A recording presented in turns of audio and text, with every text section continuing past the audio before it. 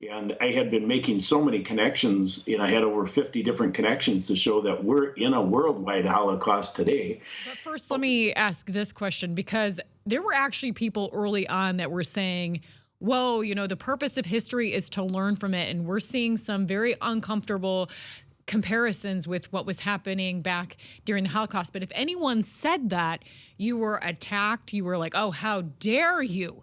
How dare you make that comparison? This once in a lifetime atrocity that took place. How dare you? Now you have someone like you, who's an actual Holocaust survivor. Did you feel that protected you from the attacks that come with making comparisons? Well, I'll tell you, I just came back from Germany. My first foray to Germany was a difficult decision, but it was the 75th anniversary of the Nuremberg Code. And I was invited to speak, and I felt that I had to do it. And the audience was very, very receptive. I had a very dark message to give them, and I wasn't sure how to take it. But they did. They were very overwhelmingly supportive. However, mainstream media did a hit job on me, just as you describe. And an organization filed a criminal complaint against me for trivializing the Holocaust. Wow, I didn't even know you could do that. A criminal complaint. What is the penalty for making a comparison? Well, you see, in Germany, there is a hypocrisy going on.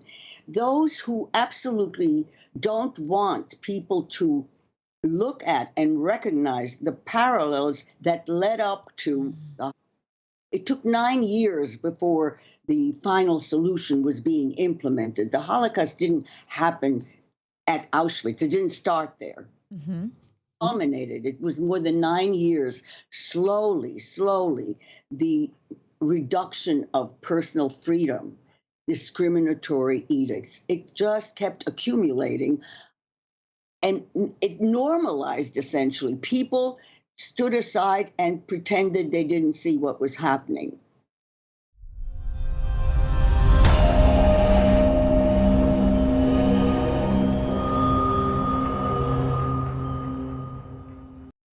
We have to resist. This is exactly, we're at a precipice. And I try to emphasize to people that as horrific as the Holocaust was, there were some survivors, and those survivors were rescued. There were 3 armed forces, the American, the British, and the Soviet. They overtook the Nazi regime, and they rescued people. In this time around, there will be no rescuers. There are no armies fighting it. We are the army. We have to resist, and we have to stop them before they get to do those, as you say, the vaccines that could be through the air. We have to stop them. The regimes right now in all the Western countries, the democracies have been totally overrun by puppets who are taking orders from the globalists. From the journalism aspect of things, so much fear propaganda and censorship happening now. And you would say it's the same or worse now, Vera? Well, you see, they're using the same techniques. The first one was fearmongering, getting people so terrified that they don't think straight. They don't trust their own judgment, and they defer to experts, even though the experts have been wrong with every single directive. It's been against public health, not to protect. So, but when people suspend their own judgment, then anything goes.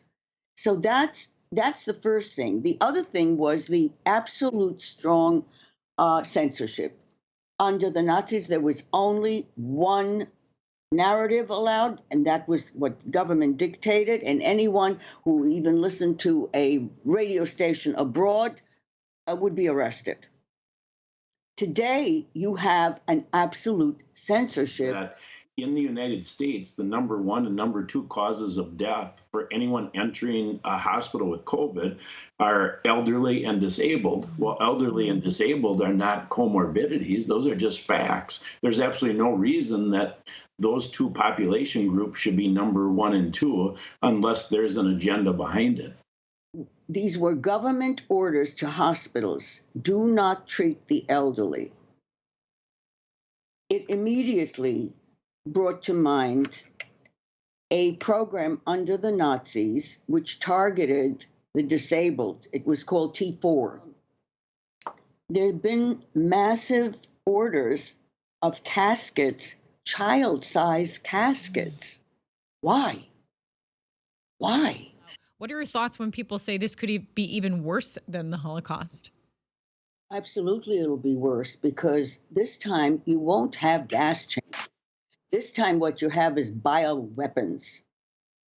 In other words, what is happening is that, once again, just as during the Holocaust, medicine, the mission of medicine has been perverted. Instead of healing, it's being used to kill, to murder, and to maim.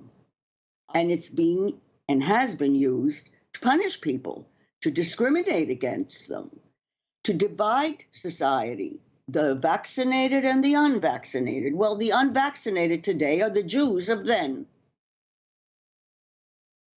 And I know that this is very, very, verboten in German parlance, but it needs to be said out loud so that people wake up to the fact that this is where they're being slowly herded into. They're being herded into a funnel. The culpability of the medical establishment. And until now, until COVID, that was unique to the Holocaust, because it was doctors at every stage, the selection process, who were involved. And now with COVID, we're seeing the same thing. It is public health officials dictate policies that are killing people, that are killing the vulnerable. And right now they're after the babies, the little children.